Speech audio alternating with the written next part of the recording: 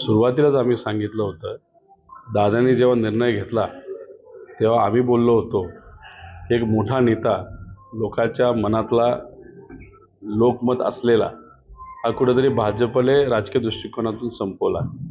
कारण का भाजप नेत्याला जवळ करतं आणि संपवतं, पार्टीला जवळ करतं आणि संपवतं, पण ते एवढ्या लवकर होईल हे माहीत नव्हतं। लोकसभेला त्यांच्या अपेक्षा होती 9 मिळतील आणि विधानसभेला 90 मिळतील। आता 9 ऐवजी कदाचित 4 वर्ष त्यांना खुशी व्यक्त करावी लागेल अशी परिस्थिती आहे। आणि लोकसभेला जर अशी परिस्थिती असेल तर विधानसभेला कदाचित घड्याळावर कुणीच उभा राहणार नाही, सर्वच भाजपच्या पक्षावर उभे राहतील। म्हणून तर आम्ही म्हणतोय 12 लोक बीजेपीमध्ये जावा असं अजितदादांना सांगतायत आणि 22 लोक हे मनोमन परत साहेबांकडे जावं अशी इच्छा व्यक्त करत आहेत। एबीपी माझा, उघडा डोळे बघा नीट।